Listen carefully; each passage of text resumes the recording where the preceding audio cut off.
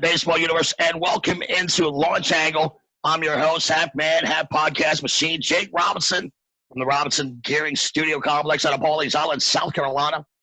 And as usual, I'm joined with my trusty cohort, my compadre, my Swiss Army knife, Jeff Rebele up in this mother, my main man, super producer, Mr. Brian Belsito. What's up, Bells, out there in Dewey, Arizona? How are you today? I am doing well, Jake the Snake. I am excited about this show. I love this man's work, so let's just get rolling with this, man.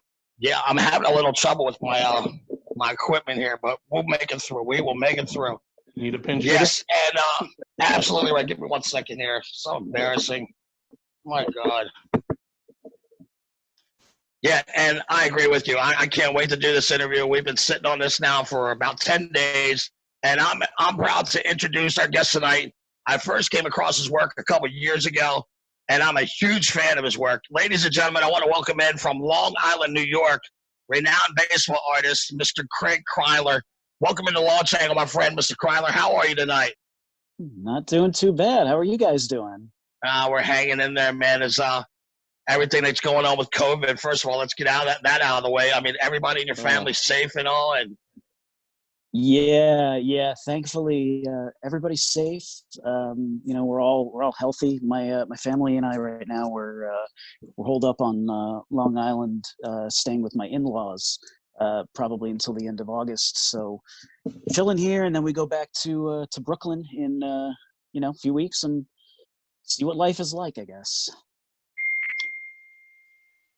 Yeah, it's been a little bit different. We're in a hot spot here in Arizona. You guys were a hot spot before, so I'm glad to hear that everybody's doing all right out there your way. Yeah, thank you. What about South Carolina? Is also not great, right? Yeah. What's that?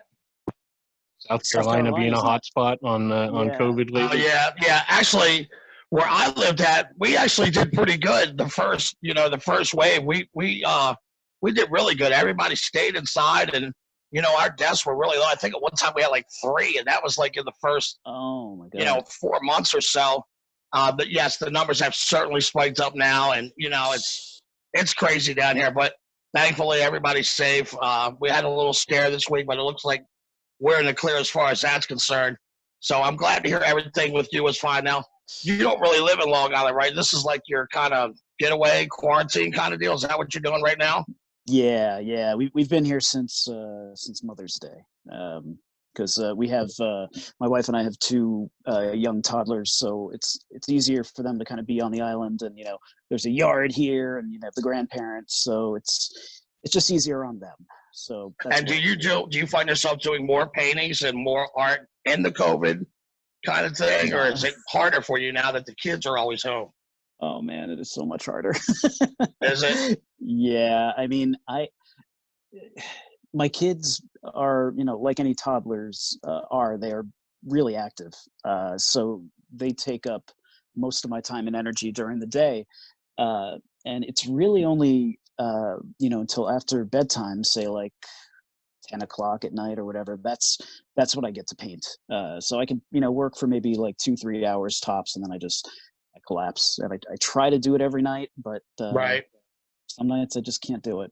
It's been I hear you. It's been a beast. It's been a beast trying to get anything done. Yeah, it's changed everybody's lives for sure, and I'm certainly sure it's changed yours. Let's go back a little bit here. I do find it interesting that you were rooted in baseball. In fact, you were named after a baseball player. If you'd like to tell the audience about that. Yeah. So I was born in 1980, and my father, big Yankee fan, still is a big Yankee fan. I guess I don't know if he was watching a game or if he was impressed by his play in the '78 World Series, but something about Graig Nettles kind of appealed to him. And I guess my mother at the time, whenever she saw his name, or maybe my dad talked about it, just really liked the odd spelling, Graig. And I was born, and now I'm Graig, and forever to be called Craig or misspelled or whatever. It's just my life. I seem to remember an early '80s baseball card of Graig Nettles that had that problem. It was a Fleer 80, I think, 1980 or '81, something like that. Yeah, 80 or '81. Yeah, I remember that too. I mean, I And I remember think that's it very after the cool fact. that, in fact, you were saying how you were born in 1980. Now, before I even met you, I'm going to tell you, in my mind, what I had a picture of you was without meeting Uh-oh. you. I thought you were a much older person, and I'll tell you why. I do find it interesting that you're kind of on like this Gen X millennial kind of cusp here, Right. born in 1980, and you have so much reverence and respect for like the history of baseball, including the dead ball era, which not a lot of guys your age have an appreciation for that. What was it about baseball that attracted you to the dead ball era, the history of it? Was it someone in your family? Was it going to baseball games? What exactly was it that piqued your interest in the greatest game of all time? Well, I mean, my dad, he was born in 44, and he, like most kids his age, collected baseball cards, and his mother, like most kids, threw out most of those baseball cards, and he was able to kind of, hold on to a couple of them that I discovered at some point in my, I don't know, I guess maybe when I was like 5 or 6 or something like that. And I I didn't know anything about, value or anything like that. I just knew that Mhm. that sentimentally they had a lot of value to him. And they'd had his players, his favorite players, Mickey Mantle, Yogi Berra, the Yankee dynasty of that era. Uh, and for whatever reason, I remember my dad kind of, sitting me down on the proverbial knee and kind of telling me the stories about these guys and watching them play as he grew up. And for whatever reason, something about them was a bit more appealing to me than the Yankees of that, of the time of the 80s. Mhm. Uh, even though the Yankees had some great players, and Mattingly and Winfield Right. and Henderson, uh, I guess maybe I felt a bit more personally invested with those older guys. And, once I started to kind of learn more about them, whether it was through through books Mhm. or videos or whatever, it's like everything was black and white. And it was so weird for me to think that my dad, lived in this time before there was like color television, almost Mhm. feeling like there was actually no color in his life. Right. And I guess I've always really liked old time baseball, and the dead ball era. It's just I guess I just went further back. As a big Yankee fan, I love Gehrig and Ruth and those guys, but I, for whatever reason, just like going as far back to the history of, the beginning years of the game, the organized game, to kind of, see what some of these guys looked like, and to kind of, and I guess now later, try to kind of show people that Right. they're not black Well, and white.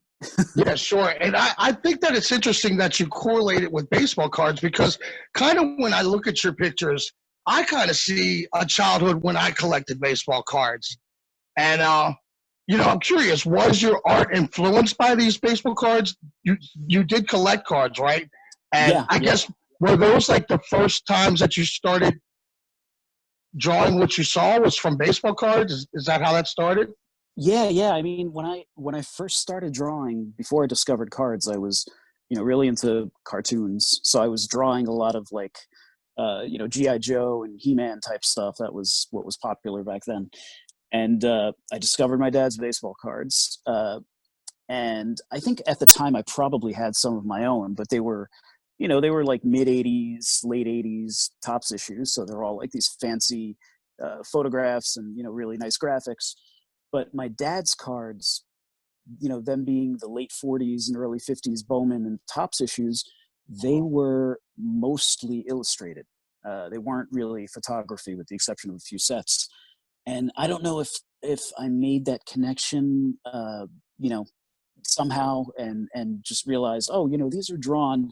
I draw. Maybe I can do something like that. Right. Not necessarily as like a vocation, but just something that you know. I, my dad loves Mickey Mantle, so why don't I draw him a picture of Mickey Mantle? And that was kind of how that started.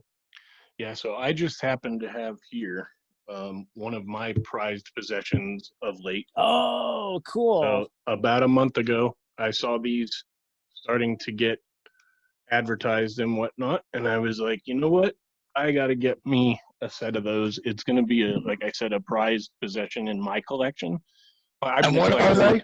I've been a collector most of my life, but I'm more of a nostalgic collector. So if I find a mantle that's got a crease in it, that's fine by me. I'm not out to break the bank doing this. So I just have a couple questions about that set. So just to give some background on it, it's the 100-year anniversary of the Negro Leagues. Very important anniversary that baseball is celebrating this year. And you decided to do the set, or did they approach you about doing the set? How did that come about? Well, it was something that was kind of set in motion a couple of years back, where there was a collector named Jay Caldwell, and he's a collector out of the Pacific Northwest, and he had in his head just this idea that the Negro Leagues was going to be celebrating the centennial in a few years, and him also being an art collector or a fan of art, and I guess a man of means, he found me through I guess a mutual friend, and he kind of commissioned me to do all of these paintings in the hopes that they would find a home at the Negro League Baseball Museum in Kansas City, at least for the centennial celebration. So it was a couple years in the making, but yeah, there's Jackie. There's Jackie. So yeah, That's awesome. I did a lot of paintings for that guy and a lot of paintings for the celebration. So one of my it was fun. One of the ones that I picked out of here saying that was super interesting to me when I went through the set the first time is this card here. Can you tell me the story behind the unknown? It's just interesting. I read the back of the card and was like, I got to find out, a little bit more about that. Yeah. So the Negro Leagues in general, though they've been around, I guess, as the organized league since the 1920s, there were obviously kind of professional and semi-professional leagues with African American players that date back to the mid 1800s, and the game obviously, baseball in general is just so well documented, historically, visually. We have stats of everybody, and this goes back into the 19th century. With the Negro Leagues and some of those older teams, it's not as easy to find stuff like that. Like, not only can you not be sure about stats, but a lot of these players, we have no record of who they are. Right. And this had to do with the fact that a lot of African American newspapers, were kind of like weekly things, and they would only cover maybe one or two games here and there, so they'd miss out on a lot. Right. And a lot of that information has just been lost to time. So that card, it shows a player on a team called the Tennessee Rats, and this is from a team photo that we were working with, and I kind of liked the image of that particular guy, and we had no idea who he was. Like, no matter who we consulted, whether it was the Hall of Fame, the Negro Leagues Baseball Museum, Negro League historians, whatever, nobody knew the guy's name. And it was like that for a lot of players, but him especially, it wasn't my idea. It was really Jay's idea to kind of include somebody who was an unknown to kind of represent all of the other unknowns that we that's know great. nothing about. Yeah, I'm glad you shared that, Bells. That's really awesome. Just a few other things that are pretty unique about the set is there's like 5 cool Papa Bells. There's like 4 or 5 Rube Fosters. Where'd that come about? Did you guys want to extend the set to a certain number, so you chose some of the stars to put more cards of them, or how'd that come about? It was a little bit of that, but it was also that there were a number of players that Jay and I felt were not necessarily more important, but they were very big figures in the history of the game, and we wanted to kind of represent them in more jerseys or as many jerseys as we could. Sure. So you got a guy like Satchel Paige who has, worn more uniforms maybe than any other player in any team sport ever. Right. I think I did, I don't know, maybe 15 paintings of him in different uniforms, and a couple of Jackies, a couple of Cool Papa Bells, a couple of Rube Fosters. And there are a few others who I think we were going to do the same too, but we kind of, I guess, ran out of time. In the end, I think the card set, you have about 184 cards in there, but the total amount of paintings that I did for the exhibit, I think it was 230. So it's a lot of work. Incredible. The other How long does thing it take I to do found really 230? cool. Sorry. The other thing That's I all found right. really cool was the Buck O'Neill as a player. Oh, And yeah, the Buck Buck. O'Neill in his suit and tie as an older gentleman. I think that's super classy. It looked awesome. Well, I appreciate it. I can't take the credit for that. Like, I think the player selection is more so Jay than it was me. Gotcha. But I guess I painted him. So You did a great job. I'll take that credit, but but it was his idea. Awesome. So let me ask you something. What is the process to doing like a painting? Like, I know you don't just, I mean, I saw like a video actually, and you have to scrub the canvas down. Is that correct? Yeah. Explain this process at all. I never knew any of this. Well, so all right, let's say you approach me, Jake, you throw me an email and you're like, hey, my favorite player is so-and-so, Mickey Mantle, whatever. And I want you to do a painting of him. What I'll do is I'll kind of start a dialogue with you, and I'll say, okay, well, you like Mickey Mantle, what kind of image do you want? Do you want something of him batting? Do you want more of a stadium panoramic? Do you want this? Do you want that? Eventually we'll go back and forth and we'll settle on maybe one specific image that that you vibe with, or if there's a particular moment that you want me to try to paint that we don't have an image of, Gotcha. that you also vibe with. And what I'll do is I will take that image, whatever it is that we agree on, and I will basically draw it onto a stretched canvas, varying sizes. The canvas is stretched. It is sized. It is primed and sanded down. Drawing goes on. It gets spray fixed, and then I start. I would have never known all that. It. Yeah, I mean, this is it's not a terribly unique process for I guess for artists, but that's just kind of how I do it. And it sounds like what you're saying is it sounds like it takes a couple of days for you to even have a surface to paint on, right? Oh yeah, is that what you're saying? Yeah. I mean, there are some canvases that take almost a week to kind of get prepped, just to before I can even put any paint on them. Yeah, they can take a while, especially since I like making my own. Well, not making my own, but I like constructing my own canvases. I buy the stretcher bars and I put them together myself rather than just getting like a store-bought thing. That's just kind of part of the thing that I like, building it from the ground up. That's interesting. Now, I'm friends in passing with Dick Perez, huge admirer of Lauren Phillips. Is baseball art a competitive industry? That's a good question. I think it can be, but I also think that there are so many fans, there's so many fans who are out there who love the imagery of the game, that I think that there are enough of us to go around.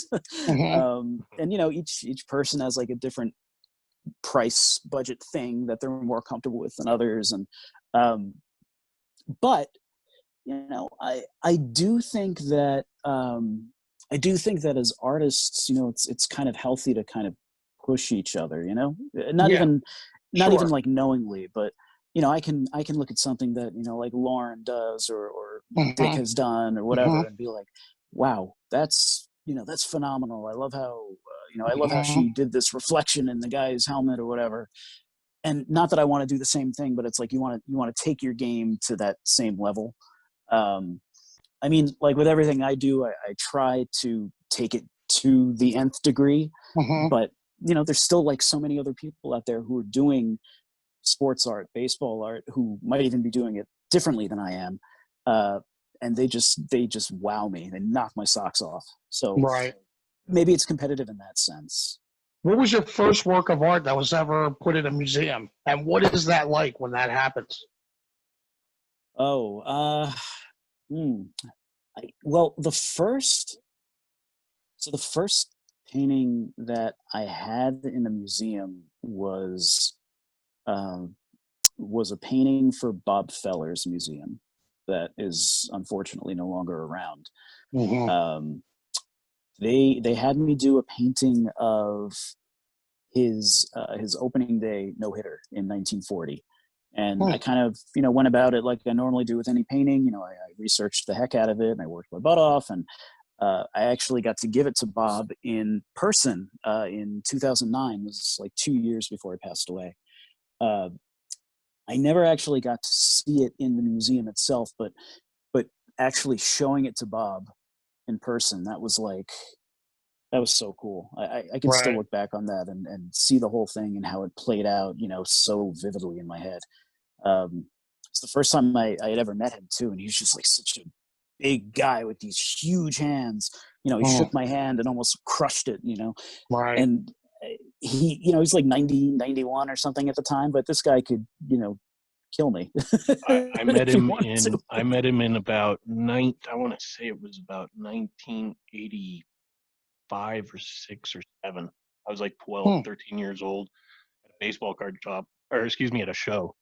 Um, and I came away going, man, he was a mean old guy. But yes, he was a big guy and he was just bigger than life. That's what Yeah. I Where'd took you out meet of him it. at, Bells? It was at a baseball card show that my dad took me to. I got his autograph on a glossy photo of like his 1942 Topps card or something like that. Wow, So that's awesome. yeah, it was Quite a pretty player, cool. quite a player. Now, Craig, do you listen to music when you paint?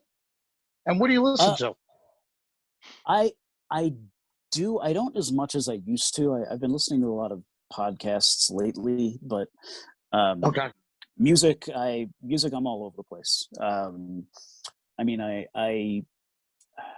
my favorite band, the one that touches or that pulls on the heartstrings more than anyone, is got to be the Grateful Dead. That's just Okay. my own hippie thing. Sure. But I love jazz. I love classical. I love Mhm. metal. Like metal that I never thought I would love. I love um, hip hop. I mean, I'm kind of all over the place. I could Just kind of definitely depends see on you what the listening mood to some is. Terrapin Station Oh and yeah. painting some old pictures. Now, the one thing that I think separates you from all ours, and Belsito and I have been talking about this all week, is your shading technique. I mean, Oh. it's just off the charts, man. And like, okay, I would say we've been trying to decide what our three favorite pictures of yours are, and it's so hard because every time you see one, you're like, oh, I like that one, But the Thurman Munson, I was really thinking Oh. about the Thurman Munson picture, and just the way that the lighting, even like the fans in the background, and how you capture all that through the shading. Shading really is the most important part to painting a picture, wouldn't you think? I mean, if you're doing the kind of work that is representational, in other words, if you're trying to kind of make something look realistic, the most important thing about it is going to be your value structure, your sense of shade, and kind of knowing how to manipulate that to kind of make form turn in space. Uh, it's very important to be good at that to kind of pull off that illusion. So Because I tell yeah. you, like another one of my favorite pictures is the one out in front of Wrigley Field, and Okay. of course, your eyes go directly to Wrigley Field and then kind of to the car that's in front. But when you look at that picture right next to your painting, I mean, it's nearly identical. I mean, it's just amazing. I could never in a million years, like, I can't even understand how you get that. I'm horrible at the scale and all that. When I was a kid, the only thing that I could draw was pro wrestling guys. I was That's pretty good awesome. at drawing muscular guys with like good shadowing and all that. Do you ever do any other kind of paintings besides baseball?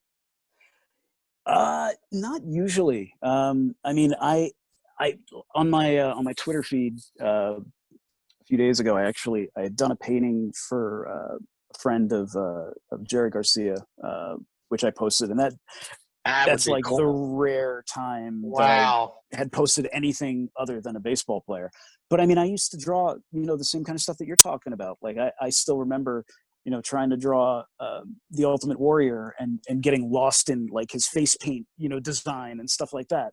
So it's the same kind of understanding. Like if you can kind of understand value and color and or at least try to teach yourself that, you can apply like what you have done with say a wrestler or He-Man drawing or whatever, and put it into baseball or whatever it is that you're doing. It's all kind of the same stuff. If that makes sense. Were you a fan of Bob Ross? Oh yeah. Have you ever been approached about doing a television show on like Maryland Public Television? Do you have an agent? I do have an agent. Oh, okay. I do. I mean, have you ever been approached about that? I've never been approached about actually doing a television show, but I've in the past few months I've wanted to actually just do more painting, like more live streams. I couldn't do it the way Bob does it. Bob was amazing. Just even put aside the man's technique, which was like so uniquely him. Just the way that he got people excited about art and painting, man, you can't duplicate that. I don't know of anyone who could do that. He was just phenomenal. Do you ever have like some celebrities try to buy art from you? Like I picture like maybe like a Charlie Sheen or like maybe like Geddy Lee when he was alive, the lead singer of Rush. Have any of these people ever approached you for some art? No. So there have been some people who were I guess who were wealthy, who were kind of like behind the scenes, like people like names like producers and things like that who've bought some stuff, but like no like real, not that they're more real than these other people, but no like real A-list celebrity or anything like that. Right. But I'd always hope that someone like Charlie Sheen or people who were just world renowned like baseball celebrity fans. Collectors, for a while I was hoping that maybe I could get my stuff in front of Penny Marshall, and I was hoping that she might commission me to do a painting from like the All-American Girls Professional Baseball League, and she passed away, and it was do you still learn something new every time you paint? Oh yeah, absolutely, yeah. That's good. I mean, every it's never like me going through the motions. It's always, each time I'm in front of the easel, it's like it's a struggle. I don't mean to cut you off right there, but in a lot of ways I consider myself an artist. Now, much different than what you do. I'm an artist of fart jokes and of that ilk. But sometimes there is a grind. You have to come on, you have to entertain, and you may not be feeling up to it. There may be stuff in your personal life that's going on. You don't feel up to it. Now you're like a professional painter. This is what you do day in, day out. You get it done, right? Yeah. Are there days when you're like, man, I'm just not feeling this today? I love doing this. This is the greatest job in the world, but I'm just not feeling it today. Oh, yeah, absolutely. Yeah. I mean, I love what I do. And, people say if you love what you do, you never work a day in your life. I don't really agree with that. I think that you can enjoy what you do, and some days are harder than others. There are plenty of days that I just don't. You just plow right through it. Yeah, I mean, I won't lie. There are certainly days when I don't want to do it, and then I don't do it. but you gotta like have the discipline and just have the strength to push through. How does someone go about like obtaining your art, purchasing your art, purchasing prints from you? What's the best way for us to go about it? Well, I actually don't offer prints per se, like any traditional prints. Like the only way to kind of get stuff from me in that venue is kind of through this Negro League project that I had going on, because some of that stuff I can make reproductions of. But if anyone wanted to get a painting done or anything like that, they can contact me through social media or my website or whatever. And what's your website? You could go there. It's greigkreindler.com. You just have to know either how to spell my name or get close to it, and it'll go to my website. Plenty of people know how to spell your name, Mr. Kreindler. Trust me on that. Okay, so let me try to break this down. Finally, once and for all, I'm going to try to pick my 3 favorite pictures that you've done. Okay. Thurman Munson, definitely at the top. Okay. The Hank Aaron picture, I like the way you did his veins and his arms and everything. I just think it's phenomenal. And that third one is really close, man. I love the Tony Gwynn. I love the Wrigley Field. But I'm going to go, because I'm biased, with the 66 Orioles and Brooks Robinson jumping higher than I've ever seen Brooks Robinson jump in his life. And that's probably my favorite. What about you, Bells? You got 3 favorites awesome. that you can think Brooks of? Robinson, that Orioles one ranks up there near the top. I love the Tony Gwynn. The Tony Gwynn one is amazing. I'm a huge Tony Gwynn fan, so those are probably my 2 favorites. I do want to ask you one quick question, if you don't mind. You did say you go off the reservation and do other stuff. Aren't you doing a Michael Jordan rookie card painting? Yes. What? I am. That thing is coming along. It's coming along amazing. Thank you. It's literally right behind me. I'll show it to you guys. Let's take a look at it. Let's see if Look I at can this, do this folks. right. Only here on Launch Angle. Look at that. Yeah, that's that beautiful. is amazing, Craig. That is amazing. Look at that, ladies and gentlemen. Yep. And that card is like the holy grail of basketball cards. That thing. Is it really? Yeah. Is that my buddy, when we were at a card show, and he bought that set still in the packaging. He still has it to this day and has never opened it, and it's worth like 10 G's, the set. Unbelievable. Yeah, maybe even more. Yeah. To be honest with you. Well, yeah, Craig, it's a pretty famous set. And it's a beautiful. I knew it. I had to pull that out of you, because I've been watching as you've updated it and just been like, that looks amazing. Oh, thank you. Man, it's my first basketball painting. So is it really? Yeah. I'm hoping to do more, because you gotta do second. You got to do a picture of the Iron Sheik on Hulk Hogan's back, trying to give him the camel clutch, and Hulk Hogan standing up, the beginning of the Hulkamania era. Hell yes. I'm telling you, when I see that picture, I think of you. You can do it, man. I want to see it. Craig, I got to tell you, man, it was great having you here, man. I'd love to do a part 2 if we could sometime down the road, man. Love to have you back. You seem like a great baseball fan, great friend. And I don't know if you've ever been in our room. It's the Let's Talk Baseball Podcast Network. And you are very popular in our room. So anytime you might want to stop one in, come on in, man. I'd love to have you. And I would love to have you back at some point. I want to thank you so much for taking time out of your schedule to talk to us tonight. Oh, it's my pleasure, Jake. Thank you so much. Thank you. And there you have it, folks. Another one in the books, Mr. Craig Kreindler out of Long Island, New York. This has been Jake Robinson, for my producer in charge, Brian Belsito, and our awesome guest tonight, Mr. Craig Kreindler. I'm Jake Robinson saying so long. If you see your kid sitting on the porch and he's looking bored, take him outside and play a game of catch. Thank you for coming out. God bless and good night.